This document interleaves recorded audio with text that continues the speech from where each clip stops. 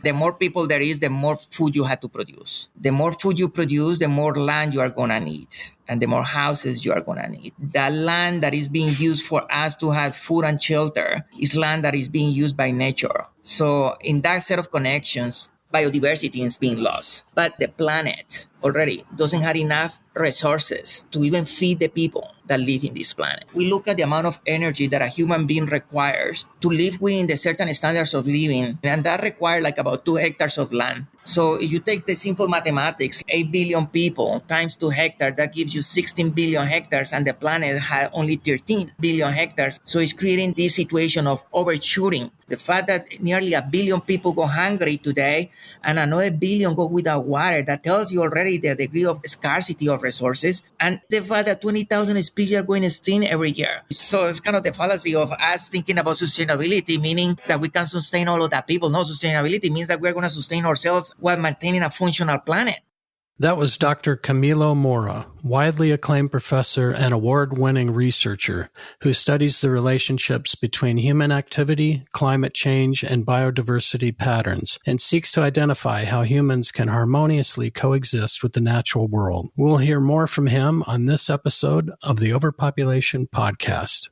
Welcome to the Overpopulation Podcast, where we tirelessly make ecological overshoot and overpopulation common knowledge. That's the first step in right-sizing the scale of our human footprint so that it is in balance with life on Earth, enabling all species to thrive. I'm Nandita Bajaj, co-host of the podcast and executive director of Population Balance. I'm Alan Ware, co-host of the podcast and researcher with Population Balance, the first and only nonprofit organization globally that draws the connections between pronatalism, human supremacy, and ecological overshoot, and offers solutions to address their combined impacts on the planet, people, and animals. Today's guest, Dr. Camilo Mora, is a professor in the Department of Geography and Environment at the University of Hawaii at Manoa. Mora was raised in Colombia, earned his PhD in biology from the University of Windsor, and has completed fellowships at the University of Auckland, Scripps Institution of Oceanography, and Dalhousie University. In his research lab, Mora is working to identify the optimal conditions for harmonious human existence with the natural world, while creating a better understanding about how humans affect biodiversity patterns. His work is based primarily on how stressors such as climate change and land use are impacting biodiversity and causing feedback loops on human welfare. He is the author of over 70 scientific publications, 3 of which have been among the top 100 science stories in the world for multiple years. 11 of his publications have appeared in the highly acclaimed journals Nature and Science. His work has been showcased on multiple occasions on the New York Times, the Washington Post, Newsweek, Time, Fortune, CNN, and conservative channels such as Fox News and Breitbart, among many others. And now on to today's interview. Good afternoon, Camilo. We have been looking forward to this interview with you as you are not only a high-profile biodiversity researcher, but also one of very few distinguished scientists willing to speak about human overpopulation and its impacts on the natural world. You normally spend much of your time in Hawaii teaching, but we understand that classes are out and you're joining us today from your family farm and your home where you grew up in Colombia today. Thank you for making the time during your summer break to speak with us, and welcome to our podcast. Thank you very much for having me. Always a pleasure talking to you guys. Why don't we start with a little background about your upbringing? You mentioned that you grew up in rural Colombia. Your family still lives in Colombia and you spend a lot of time there. What changes have you seen in the areas where you grew up since you left, and in Colombia in general over the past few decades? Growing up in Colombia, and especially in the area that I grew up, so Colombia is divided between the rural area and cities like everywhere else around the world. So I grew up in the jungle side of the country, and my country offered 2 perspectives to me. The first one is poverty. Poverty and violence. We obviously are one of the top most violent countries in the entire world. When I was a child, I used to hear people getting killed by the hundreds. By the time that I was 15, I could have easily seen maybe 10, 20 people dead. One thing is for you to hear on the news, another thing is for you to see it sitting on the street. That kind of violence kind of brings things into perspective. That combined with poverty. And the other element for me was to grow up in a farm. So a couple of things had influenced me significantly. The first one is that I didn't want to be poor. And that is a perspective that has been lost when we talk about all of these things of overpopulation, biodiversity loss, and protected areas, because it's the people from the first world that is talking about this. I went to do my PhD. I started digging into the data, learning all of these things. And you cannot expect a PhD from people in my country. You can barely expect them to finish high school or forget university. So it creates a whole reality that people in the first world need to understand if we are to fix these problems of biodiversity loss and overpopulation. Oof, I'm telling you, it's just like two worlds, and those are like movies. For people in the first world, when they look over here, they look like a movie, something that they just don't comprehend. But for you to be immersed on both those realities, it creates a whole different perspective. And especially, for instance, when we talk about solutions, things that seem obvious for the people over there, for me, they are totally nonsense. And again, it's because of the fact that you need to be here to know what things are possible and which things are not. So, for instance, when I talk about the environmental world, yeah, we have wiped out everything. There's just like nothing standing here. In my farm where I grew up, you can drive miles now and all what you see is just sugarcane. When I was a child, I remember us driving a car and having to stop for animals that we had never seen before crossing the street. Or, for instance, getting home at night. Every now and then, we needed to stop the car to clear the lights, because the amount of insects that we hit were just mind-blowing. Nowadays, you can barely hit a mosquito driving a car, and that just gives you a sense of the amount of loss that had happened there. The other thing that you see now, for instance, in the area that I grew up, there were only about 800 people in my whole community. You get to know everybody by name. Everybody knew the drama of everybody. Nowadays, we are maybe 14,000 people where I grew up. And not only that, our proximity to the city is so much that there is a huge turnover of people on the community. So that sense of community that we're used to have before is just gone already. The level of knowledge of us as a community is gone again because this expansion of urbanization into rural areas kind of got to us. That's on the negative side, but there has been a positive change though. That positive change is woman empowerment. So if I look at my grandmother, for instance, my grandmother was a woman that stayed in the house most of the time. She was kind of kept by her husband, but that has been transitioned for the woman to have more power, and just to give you an example, here where I grew up, I now had a PhD. I can come and hire people, and I hire all of my friends, the same people that I grew up with, playing soccer on the streets with no shoes, getting into fights every now and then. I hire them to come and help me on the farm. And because we are close friends since forever, every Saturday I buy drinks. And one day we are sitting on hammocks, drinking beer, having a laugh. My sister stops by and say hello to me. And one of my friends who was a worker for me say, Dr. Mora, referring to my sister. Nice. And I was just like, I am the doctor here. But I found it remarkable for both ends, on the side of my sister to achieve that level, but from the side of this guy who was a male, respecting the power of my sister. I felt pretty proud at that moment for both ends, from my sister, for us to get there, but also for us as a society to respect the power of women. But in my case, I have seen massive changes on woman empowerment. There have been roles, like for instance, in my community, all of my sisters went to university and all of them are driving cars and all of them have jobs and all of them are hiring males. And the males come and work. They are just working like for anybody else.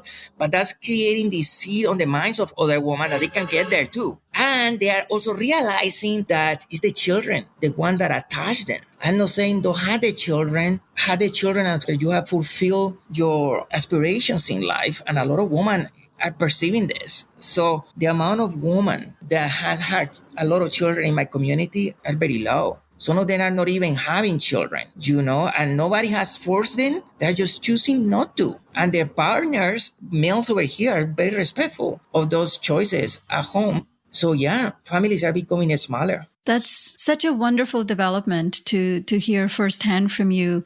And also the experience of women, once they do become empowered and want to find fulfillment in life, have so many more choices to do that. And that some women are just not having children at all because they are finding meaning in so many other areas in life. And that's definitely a trend we've been noticing in many different countries where women become more educated and then have many more choices. But what's also heartening to hear about your community is that people are accepting of that choice, because not all countries are as accepting or welcoming of women choosing to have smaller families or no children at all. Sometimes women get called selfish for not having kids. So that's a great development. Oh, no, that's changing. People is now judging here when you hear people having 3, 4 children, and you can hear the comments even to their faces, like what's going on? There is no electricity.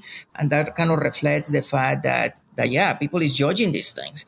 And I realized that me as a father, the best that I can do for my child is to provide a degree of education and competitiveness so that she can be successful in life, whatever she wants to do. And for that, you need to make a huge investment of money. Yeah, when people are becoming empowered, it's not just that they can make better investments in their own life for finding greater fulfillment through many other creative endeavors, work, education, etc., but also that they can make better investments in the lives of their own children. And that sometimes is a privilege not everybody has access to because of lack of contraceptive availability, cultural norms that don't allow people to make family choices that are good for them. Yeah, the question is, how do we get that message to people? And sometimes I think maybe we just got to start finding different people to communicate this message, because it could be just that, the fact that we don't have the right messenger for delivering these things. I mean, sometimes people like Leonardo DiCaprio, I find it mind-blowing that people talk about climate change and they recognize Leonardo DiCaprio as the guy on this. I was just like, are you freaking kidding me? This guy, I mean, he's pretty good and everything, but at the same time, I realized that he's the best messenger for this. Let me share this story with you. One day, I get an email from PLOS Biology saying that I was the author of one of the top most cited papers on his magazine. It has been seen like 500,000 times, which is mind-blowing for a scientific paper to have been seen 500,000 times. And I was super proud. I was early in the morning. I get to my classroom and there are a lot of undergrads there. And I say to them, sorry, guys, I'm so excited. I need to share this story with you. I just got this email. My paper has been seen 500,000 times. And one student laughed. So I asked the student, what's going on? Why do you laugh? And he said, no, I'm sorry. I don't mean to be disrespectful. I just don't know if you are saying that as a good thing. It sounds like it because you are super excited. And I say, what do you mean? Well, Justin Bieber last week put a video, Despacito, that has been watched 1 billion times in a week. And my paper has been seen 500,000 times and I'm celebrating. So this appreciation of this student made me realize also the disparity in the extent to which important information is being transferred. And it's kind of ridiculous, really, how naive we are as scientists to think that the science that we are producing is having an impact on the overall society. Because there I was feeling super proud to have my paper being seen by 500,000 people when we had 7 billion of us at the time. I don't know. Right now, that's what I am leaning towards, the solution. And that is just for you to get a couple people, one celebrity and one good scientist coming together. I want the message to be legit. And unfortunately, you cannot undermine the amount of complexity and scientific background that goes into our comments. We cannot afford to be grown on this. Time is running out for many species. Time ran out already. We are wiping out species like nobody's business. Over 20,000 species are going to extinction every year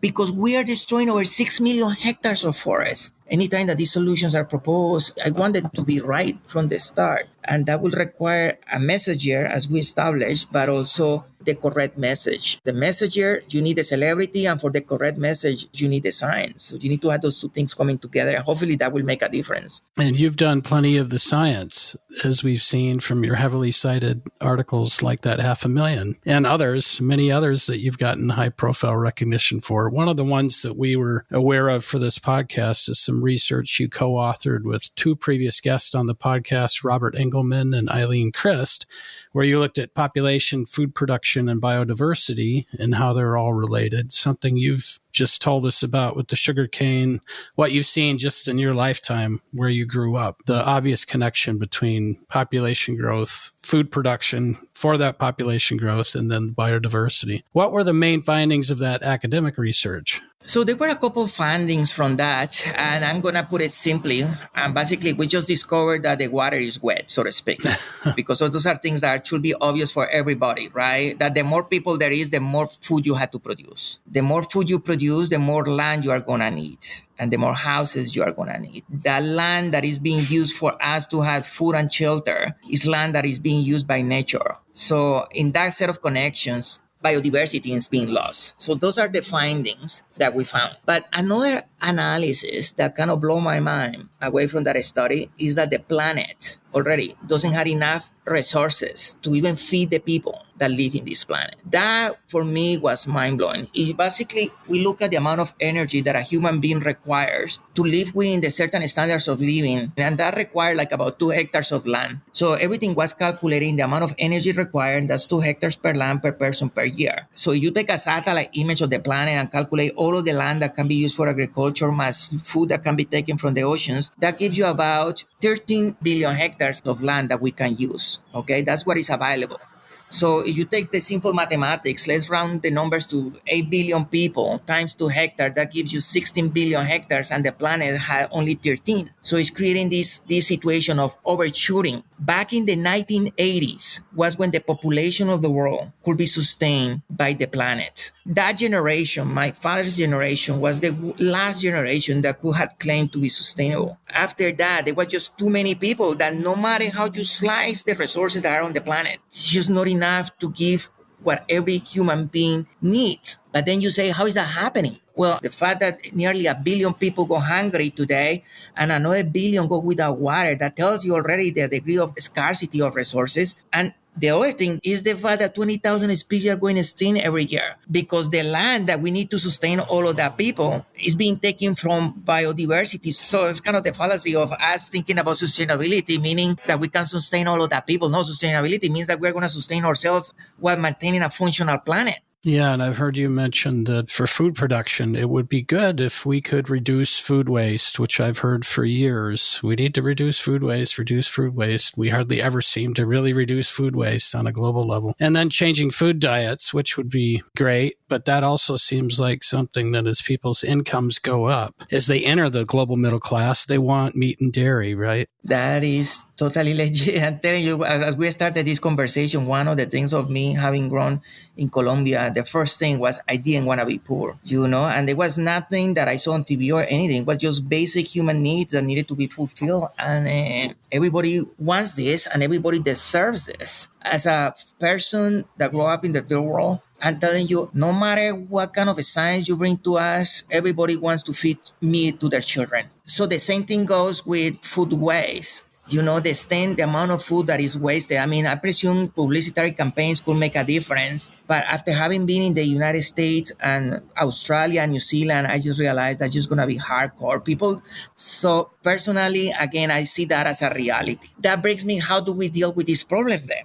And what I am saying is if we reduce family sizes via good investments on woman empowerment and affordable family planning and all of these things that are already available, we don't have to have so many people, so that even with these realities in place, there will not be a significant effect. So that has been another learning experience for me, is that all of these problems that we see come down to how many children we choose to have. Yeah. With the work that we're doing, we are talking about both things. We need to be cutting back our consumption in big ways, especially the really rich countries who are using, 2 to 3 planets, 4 planets worth of resources, and that we need to be scaling back our population. Both things need to be happening. But as you point out in this paper too, is as people's standard of living increases, we're expecting to add another 1 billion people to the middle class globally. In this decade, we're actually seeing skyrocketing increase in consumption and meat and dairy,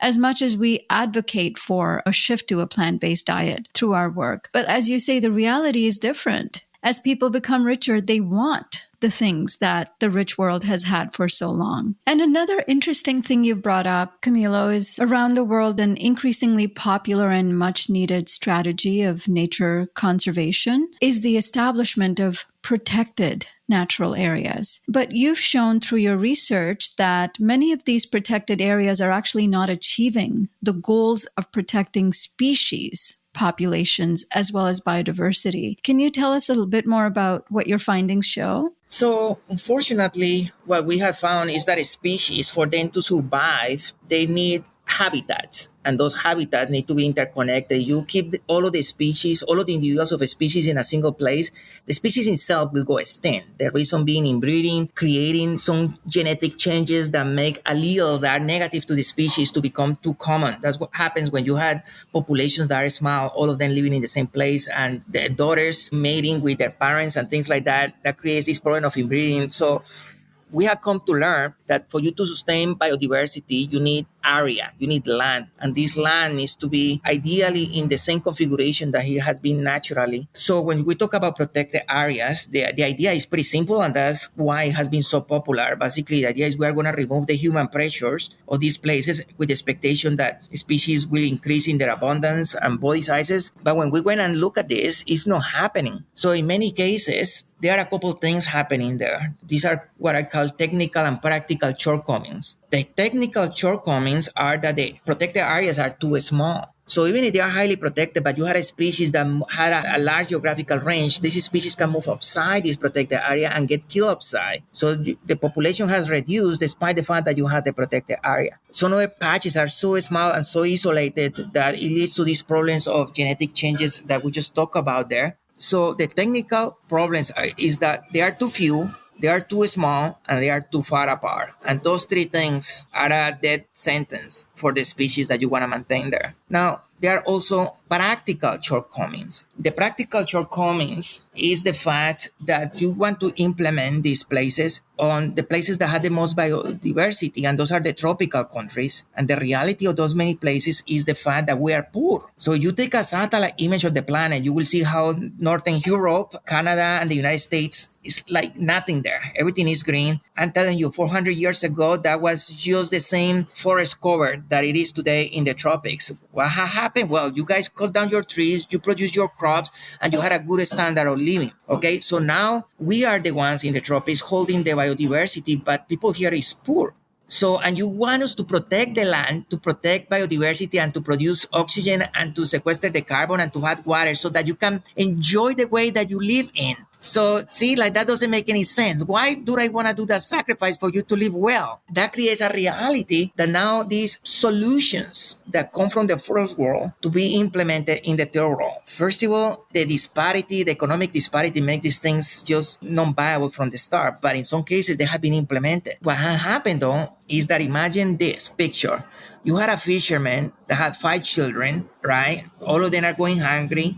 And there is no fish where you fish because obviously the degree of overfishing to feed all of that people is crazy. You get money from the World Bank, Bill Gates, and they come and set up a protected area. And they bring people with machine guns to protect this area so nobody goes and eat there. Well, I have 5 of my kids going hungry. And all of these fish on this side of this protected area are just going so big. I'm telling you, you can say whatever you want from these people. All what they are being is human beings trying to feed their own. And what that does is to make people cross that boundary, kill the fish, make those protected areas non-effective. So at the end of the day, we are trying to solve a problem with a solution that is just not viable in this place. You can get case examples, mostly in the developed world, in which they have worked. And that have worked obviously because they have put a lot of money, but because the people that live around there don't need to go in there. So those are just some of the examples of why I don't think protected areas are going to work. I have written tens of papers on this documenting. It's just not viable. Now, what is more mind-blowing is the fact that despite this popularity of protected areas, and you had obviously a lot of scientists, mostly from the first world, and sometimes you say, but we're speaking on behalf of the third world. And what happens is that you get some scientists from there coming and living here, and they claim these things from there. No, man, that doesn't make you us. Your mind is set on a different gear that makes the things that you are saying not right for the people that live here. And despite of this, there have been a huge spike in the creation of these protected areas around the world. And even with that, that's not enough. We are talking about 1 or 2% so far. That is not great, but the greatest investment of humanity on the protection, and we need like 50%.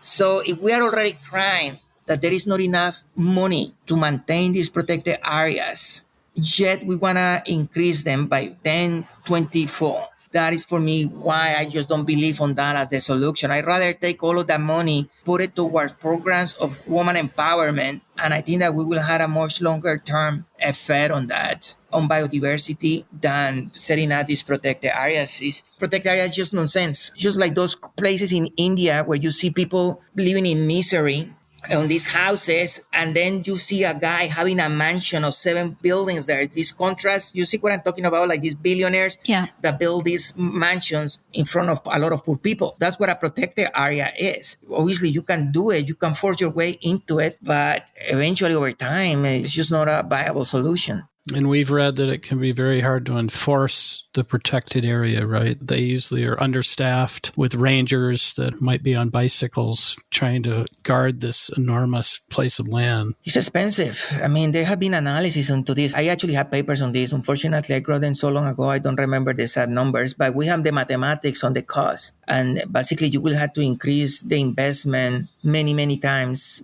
I don't have the numbers, but we did them. Exactly to your point, Alan, that the amount of money that we need is just insane. So again, it's a solution that in reality is just not going to work out. Well, that's good that you're letting people know that, because that seems like a very major push now to 30 by 2030 and nature needs half. Aren't those relying on protected areas? We did an analysis. I remember taking a satellite map of the world where you had the people and you can get numbers. And basically what we did was to increasing the protected areas and try to put them in places where there will not be enough people. So you were to take half the area that was requested at the time. I think that was 20%. You will need to move people. Like 200 million people will have to be moved away from the places where they live. And that analysis is pretty old. Analysis was done many years ago, and it was only 20% of the land that we needed to protect. And I said, where are we going to put this 20%? And no matter how you slice it, the only places maybe will be the North and South Pole, where you can put that kind of land without having to take people out from where they live. So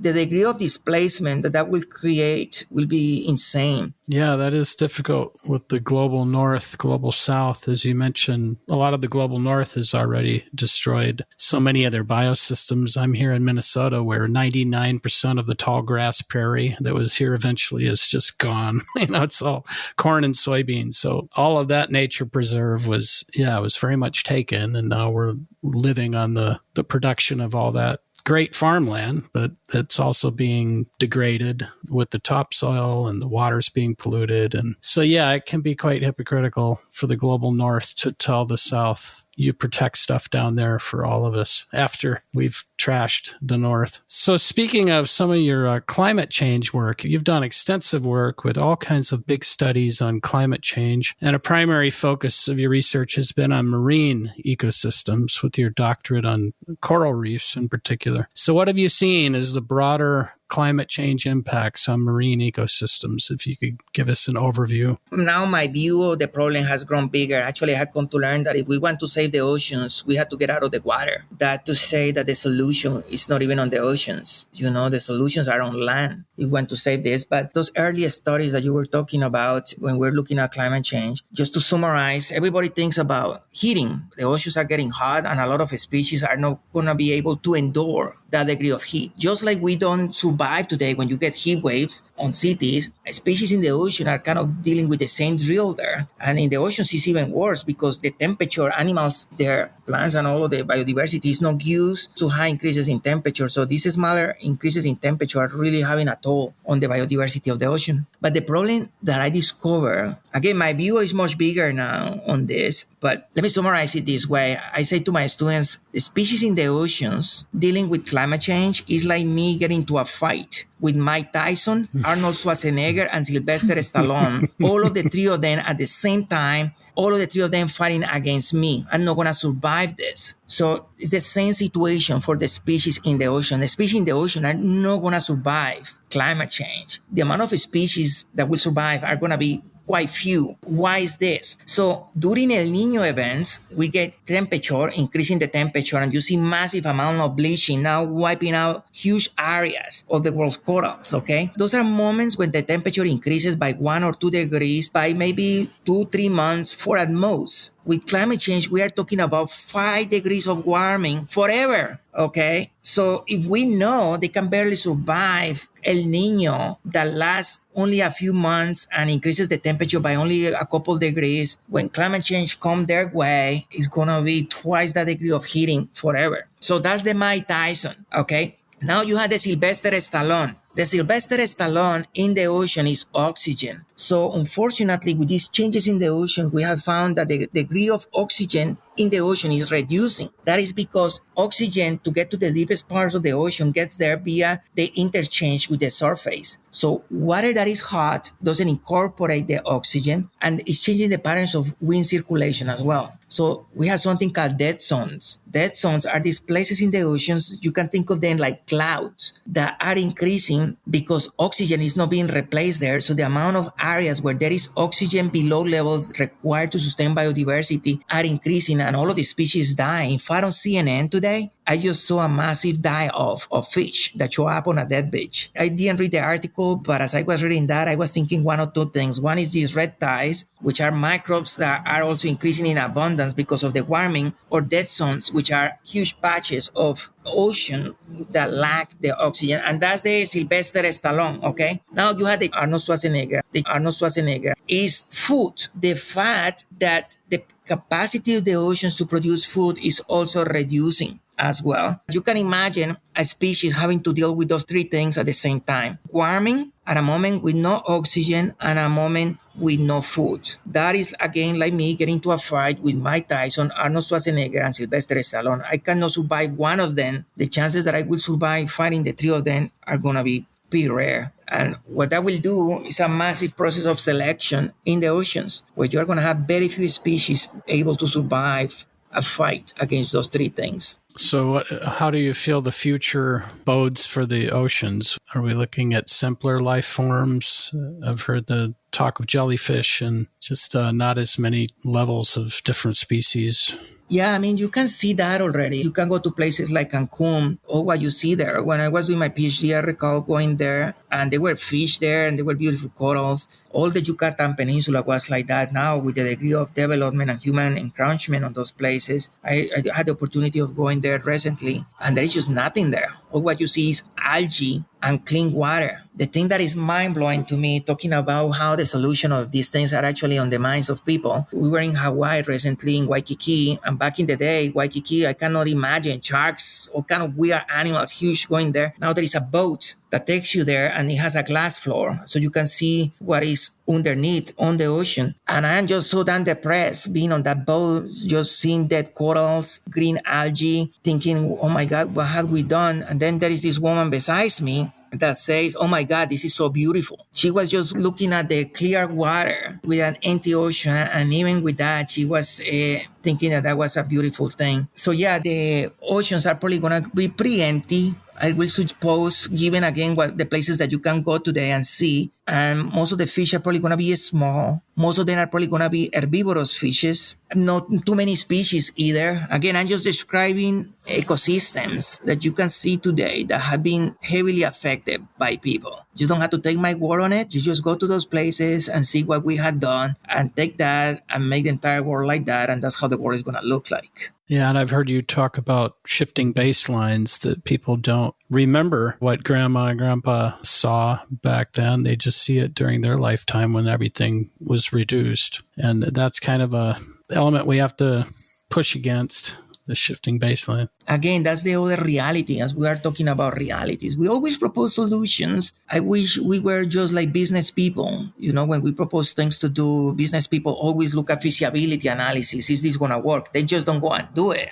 Before they invest their money, they want to know if this works. And when we propose these solutions, for some reason, we just walk away with the first idea that we had, failing to do this feasibility analysis. When you do this feasibility analysis, you get into problems exactly like we have been talking about there. Shifting baselines, poverty, hunger, that make many of these solutions non-viable. There and maybe other solutions that you might not even think about are actually will have bigger consequences. And then, Camilo, what are some of the main impacts of climate change that you're seeing on land ecosystems in a similar way? Land is obviously in worse shape, okay, because we have affected already just by us being there over 80% of the surface of the planet. You take a satellite image on the planet and you see where we had been, and it's 80% of it, okay? The only 20% that haven't been touched directly by us are the North Pole and South Pole. So the footprint on the land has been quite massive. So it's pretty hard to tell pristine environments on land, but kind of the same physics, so to speak, apply there. The fact that you see ecosystems that are completely dominated by one or two species that have managed to survive us, the ones that are prospering on these ecosystems.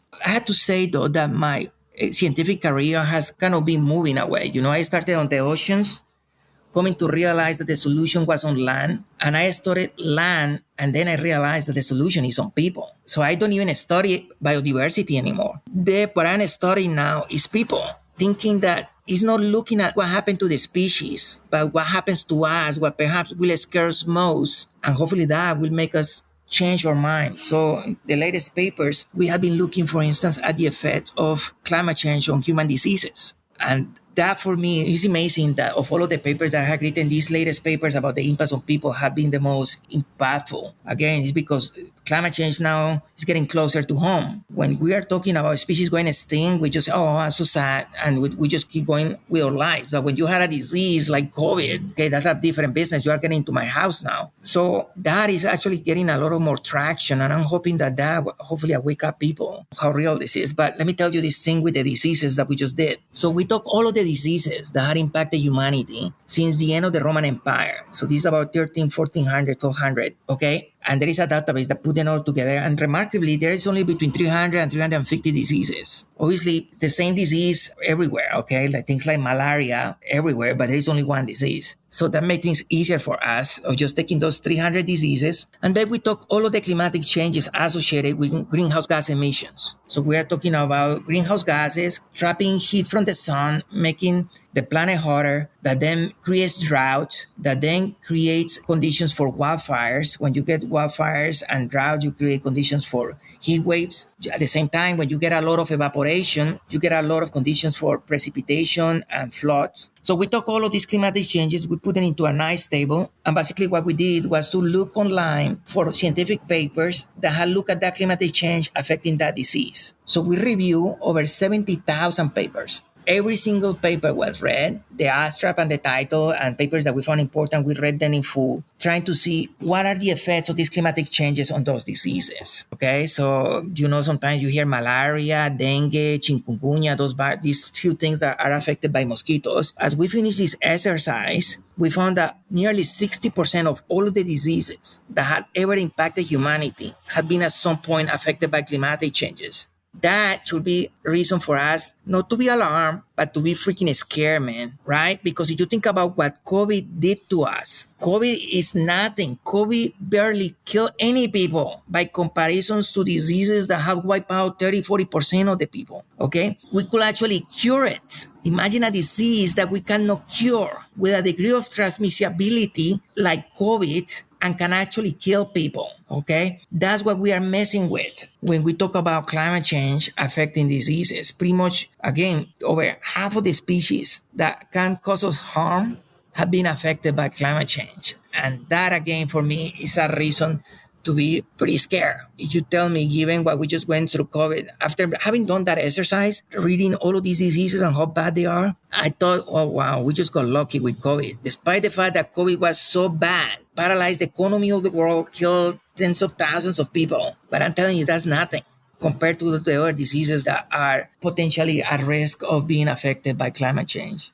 And I've heard you mention along those lines is all of this emphasis from governments about climate adaptation is a way of just giving up, is just saying, yeah, we're just going to somehow get used to this really extreme niche of our environment. And that shocking, right? That's just irresponsible thinking. It's funny that you bring adaptation. I hate the word adaptation because adaptation tells you several things. First of all, is the fact that we fail, we give up. So future generations are going to be feeling the pain on this and are going to judge us as the generation that gave up.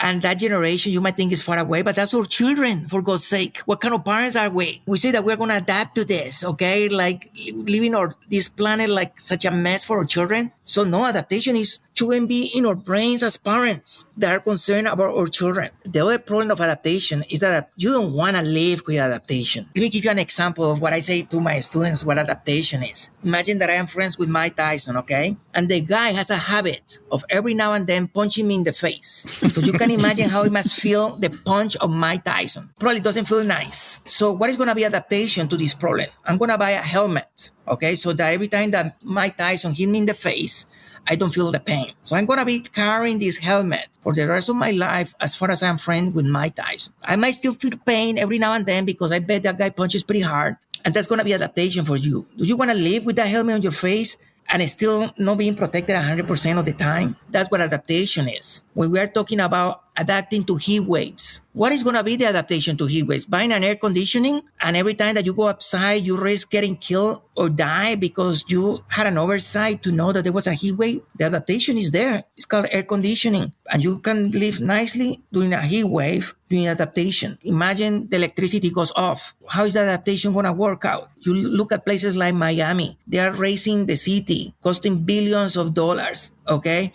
Imagine living with that fear constantly that at any moment you can get flooded. Talk about diseases. What is adaptation? Taking hospitals to people. Okay, so if I get sick in the middle of the Amazon jungle by a disease that was brought here by climate change, now I have to travel as a parent 400 miles to take my child to a hospital. That's adaptation for you. Okay, you make it easier for me to have a road. Okay, I can take a car now. It's still 400 miles away and still my child got sick. That's adaptation for you. So no, we don't want to live with adaptation. Adaptation is just accepting that we're going to be living with this pain in our butt for the rest of our lives. I just refuse to accept it. Also, just the fact that the climate change impacts are going to hit the poorest people in the poorest countries first, in countries where people are living closer to the ocean, where, the temperature is already high. In the tropics, for example, and the couple of billion people, even in the most recent study that just came out that said it's mostly high temperature, high fertility countries that are going to be hit the most gravely because of these impacts. So for them, adaptation is not even an option. They're actually just going to die from some of these impacts in the coming decades or be displaced. You see that already happening. You see people in the Middle East and in Africa migrating their countries because of floods, droughts, being forced to move to the developing countries. The thing that blows my mind is how either ignorant or stupid we are to failing to see these associations, especially people from the first world, thinking that somehow you are going to get isolated there, that you are going to build a wall and it's going to be just your race, the ones that are going to get lucky to survive there. It's kind of funny that if we look at history, the few people that we can go back in history and look that have wanted to have these communities and societies isolated are people that we don't remember well in history. I don't want to take the conversation away from where we are, but that's kind of what we want to do now, keeping these other people away from us in the first world, like if that was going to fix the problem, when in reality, history is not going to judge us well. And to me, matters worse, it's going to make our lives miserable. It's already making our lives miserable. So this is a problem that is not going to get fixed by you preventing people from coming to your country. And we're starting to, unfortunately, see that happen at a much greater rate now, where nationalism and authoritarianism is on the rise, where people are getting worried about being overrun by the displaced refugees. It's a bizarre thing that's happening, especially in a lot of the Western countries where fertility rates are declining. Instead of understanding the impacts of climate change and what it's doing to the entire world, there is a backlash. And there's now increased pressures for nations to increase their fertility, which seems just completely nonsensical. It's nonsense. If you were a developed country and you had that problem of short supply of labor, you can say to the world, I'm going to bring anybody from around the world that is equipped. You're going to get the best people from all of those countries coming to your country. That's going to increase the IQ of your country quite considerably, increase the productivity. But no, you don't do it. The reason is then why. And you'll start seeing all of these issues of culture and religion. It's huge, man. The hypocrisy of religion is mind-blowing. It's funny because I'm not a religious person, but I believe in God. Where I grew up, we go to bed every day praying and thanking to God. But we are not very religious people in the sense that you are not going to come and fool us with stuff. And the hypocrisy of religion is mind-blowing to me. When you see, for instance, things like don't do to others what you don't want others to do to you. This situation that you are talking about, the reason for why we don't look at the entire planet as a single community will fix so many damn problems that we had today. But unfortunately, we just like to keep segregated. You've long recognized the importance of population growth and overpopulation as a root cause of climate change and biodiversity crisis. You've written several academic papers on the subject, and we greatly appreciate having a distinguished scientist like you align with our cause of sustainable population. But we've been curious what the response of some of the other scientists have been about your advocacy and approach on overpopulation. Oh, no. You cannot imagine how much opposition has there been among the scientists. Let me just give you this example. We are looking at a global paper on what is affecting biodiversity, and we put everything onto that paper. Climatic changes, habitat, and we put human population in it. And human population comes on top of all of the drivers. Imagine that the evolution of life on our planet has been shaped by all kind of weird things, and no one factor is more significant affecting biodiversity than people today. And we show that mathematically. So I got the time to write the conclusion. And my conclusion on that one paper was, obviously, we need to reduce the size of the world's human population. And all of the scientists are like, are you crazy? We have to remove that from this paper. And I was just like, what the hell are you talking about? This is the conclusion of the paper.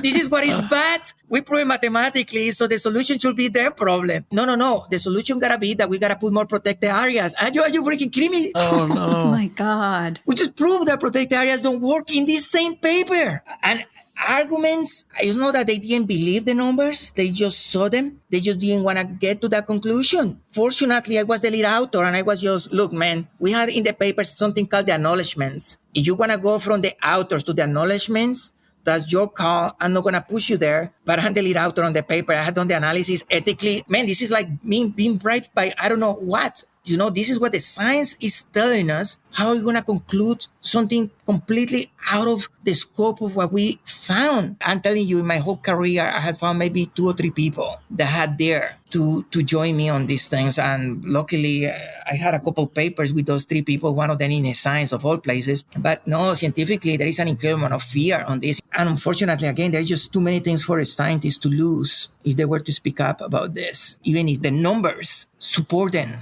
but they don't want to get to the conclusion. Yeah, and just want to say, part of the resistance comes from, I think, just there have been some bad historical examples of kind of the rich global north trying to point fingers at the global south where fertility rates were high without doing anything to really scale back their consumption or looking inward to see how they could be part of the solution. So some of that has created this suspicion that anytime anyone speaks about population, it's about pointing fingers and it's about blaming certain countries. And that, of course, has to be addressed and reparations have to be made. But that doesn't make population a non-issue. I'll give you an example. The United Nations Population Fund, their main job is to look at the impacts of global population on human rights, on the rest of the world, on nature. They recently came out and completely rejected population as a problem. In fact, they looked at a survey that was conducted by YouGov, and the survey asked 8,000 people across 8 different countries what their opinion was around population issues. And out of those 8 countries, 4 of them are heavily populated countries. One of them is my birth country, India, which is now the most populous country in the world. Then there's Brazil, Egypt, and Nigeria, all overpopulated countries. And majority of the people responded, we believe population in our country is too large and the fertility rates are too high. And I would imagine that, like you and like me and our personal experience of experiencing overpopulation at a personal level, people are talking about the impacts that they are experiencing. The United Nations Population Fund comes out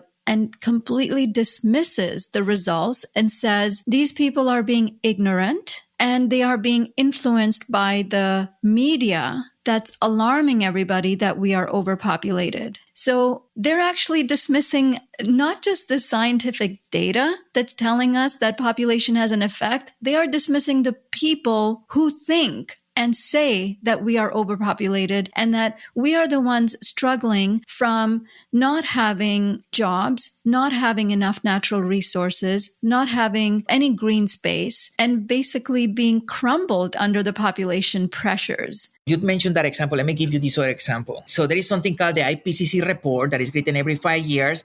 And every one of those documents is about 5,000 pages long. All of the scientific knowledge of humanity is condensed on these volumes about climate change. And all of that comes down to a simple mathematical equation, which is CO2 is equal to consumption times population. That's it. The entire problem of climate change is that consumption times population. They say right from, and you go through thousands of pages that document this. So there is an issue called solutions, and it's about 800 pages long in the latest report. I started to read this. So if one is consumption of the problem and the other problem is population, you will expect that that book on solutions, at least half of that is going to be dealing with population problems. I started to read this and 100 pages into this, and I haven't come across a single mention of population. So I take the entire PDF, I say, I'm not going to read this, and I look for all kind of keywords related to population, and not once the population problem came in. Google it, do it. Do the exercise to take the entire PDF, don't read it because it's 800 pages long, and check population there. Not once population is mentioned as a solution. Family planning, woman empowerment, all of these things not mentioned once as the problem, despite the fact that they recognize everywhere on that document that climate change is the multiplication of consumption times population. Shocking and irresponsible, right? Because part of it is a lot of the people who are behind the denial are not suffering the direct impacts of population pressures. They are looking at abstract discussions, but is it population? Is it consumption? You know, a lot of them are sitting in very convenient, comfortable offices in universities having these discussions, not actually crumbling under the pressures of population. Sometimes I wonder if we're just being played out by something here. For instance, recently I read a news article about China reducing their population and how they are military might of the world, you know, like millions of soldiers, and how with this declining population, they're going to have trouble there. So there's now a motivation. I was thinking that the motivation was something else, but the fact that they are pushing to have a bigger army as the reason for you to have more people on some of these countries. When you think about climate change and you get people fighting for all kind of weird reasons, but they are being played out by interest groups that want finance these misinformation campaigns because they want people to keep consuming. So you have oil companies that is not on their best interest to have their business taken away from them the day that we say we're not going to produce more greenhouse gases. So there is a movie called Don't Look Up. Yes. That movie is so well done. This thing is right in our faces, much dangerous than we ever thought. We had a solution right there. The solution is right there, but the time window that we had to fix it is sliding between our fingers because, again, we just failed to come together to deal with this. And everybody who speak up gets attacked by these few interest groups. Some of them fail. The attacks are just too many, and many are not that brave. And we actually had a conversation with historian of science, Dr. Naomi Oreskes, who actually studied where all of this disinformation is actually being spread. And it is the wealthiest of people across, she mainly looked at America, but it is happening all over in Europe and a lot of other countries where it's this free market fundamentalists who want no government interference, no environmental regulations. They just want liberty and freedom and just be able to do whatever they want and let the markets run our countries. These are the people who are the biggest mouthpieces for spreading disinformation about overpopulation. And it's them and then the anti-choice religious groups combined together spreading all of these myths? It's funny, these few people that they think that they are going to be okay. We all live in this planet. We are all going to share the misery that is going to come, regardless of how billionaire you are. And I wish one billionaire could hear this, because at the end of the day, all of these solutions come down to money and people with power. Unfortunately, they are not getting the message, or they are getting the wrong message, which is to think that you are going to get away with this, and nobody's going to. So you have worked to do some real on-the-ground positive type of change through large-scale tree planting. Thousands of trees you've planted in Hawaii and in your family's land in Colombia. So what do you see as the potential for widespread tree planting to lower CO2 emissions? Look, I'm not going to give you my opinion. I'm going to give you the numbers on this. So there is area to plant 1 trillion trees on this planet with no conflict with land. Land that is being eroded, land that nobody wants, land that is crying out for restoration. And we can easily plant 1 trillion trees on that land. It could remove easily 1/3 of human carbon emissions so far. You do the calculations of how much carbon they can sequester, easily 1/3. Imagine what that will do to the protection of biodiversity. All of those thousands of species that had only one individual left, that had nowhere to go, will find home on this forest that we can put in there. It's 1 trillion. Okay, you say, shoot, but that's too many. Okay, so what I'm thinking is, I'm going to give you numbers again. You take every human being, 8 billion of us, and you calculate how many trees every one of us had to plant, that gives you about 120 trees. So if we get a campaign to move the entire humanity, to make it our goal for every one of us to plant 120 trees, we will plant 1 trillion trees. We will cover all of the land that can be potentially restored, removing 3/4 of humanity emissions, protecting biodiversity like nobody's business. To be honest with you, that's all what I do now. It took me 30 years to get to this conclusion. I don't even want to do papers anymore, because I'm describing what everybody knows. We don't need more science for this. So all of my focus now are how to make that happen. And in Hawaii, we had a campaign. I work on this with my daughter, and it has been part of the exercise where children can actually do this. And actually, she does that much better than I do. Now, all of these presentations, is my daughter the one that gives the presentation. And I want adults to see how a child can get it. So we go talk to schools. We have talked to easily 15,000 school children in Hawaii. Then we take their families to come and plant trees. Yeah, she has been alone since she was 6 years old. She's now 15, but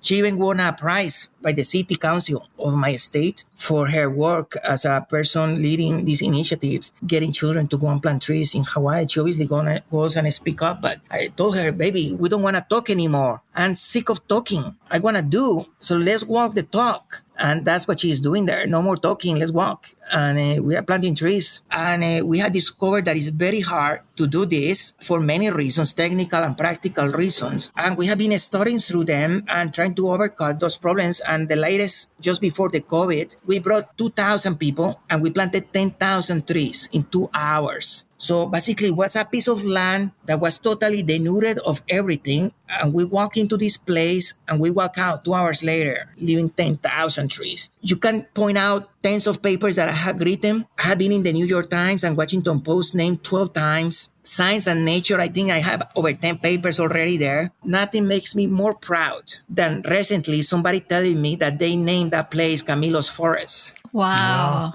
It doesn't compare to all of the achievements that I have had in life. I had never felt more proud than that time that person told me this. And I'm making it of my life. There's no controversy on this. I'm telling you, I had worked on this with tens of thousands of people. Not once I have come a climate denier kid, okay? The kids get it. And not only they get it, they want to do it. So I found it much easier to work with children than trying to make a difference as scientists. First of all, we don't have the traction. If as a scientist, what we want to do is a difference for the world to become a better place, I don't think it's going to be the traditional way that we do it. As a scientist, we're going to be dying, publishing tons of papers with probably a lot of prestige, but nothing to show for when it comes down to where we have make a difference for even some species of people. And I have come to that realization, fortunately, in the latest few years, but it took me an incredible amount of knowledge and study to get here. And that's all what I'm doing right now. And Camilo, have you seen any kind of science from your own work in this about, do we have sufficient water resources to be able to maintain? Are there any impacts on soil erosion, biodiversity, etc.? Look, it's funny because you see that controversy every now and then coming in. Are we doing anything good by planting trees? And it doesn't really matter. That's how the planet was. The planet was loaded with trees. We cut them down. We had to put them back in. It's our social responsibility, but that discussion is there. Some people that criticize this, but fortunately I gotta be biased because I just know that those trees need to be put back in there. But some people had criticized the cost of doing it, and I don't want to pay for it. I think that everybody should do it, and I don't want to pay $1 trillion to do it. I want to pay seriously just the little amount of money that requires to produce the seedlings for every one of us to do our part and realize that if we want a better planet, it gotta be with fewer people. We wholeheartedly agree with that. And of course, preventing the forests and trees that are already here from being cut down for all sorts of other projects. Well, thank you so much, Camilo, for such a rich conversation. You know, your passion, your care, your intellect, and your hard work in helping us all better understand the impacts of human expansionism on the planet it's truly admirable. And all your work over the years, these metadata studies that you've done that get published, they really help all of us understand the delicacy of life and how interconnected it all is and how deep it all goes. Thank you for that. Thank you very much. I hope next time we are talking about the trillion trees that we just planted.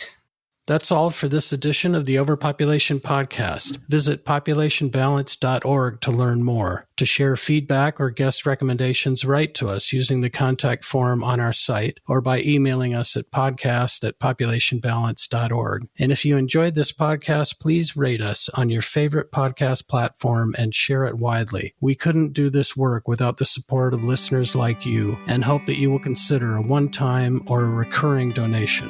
Until next time, I'm Nandita Bajaj, thanking you for your interest in our work and for your efforts in helping us all shrink toward abundance.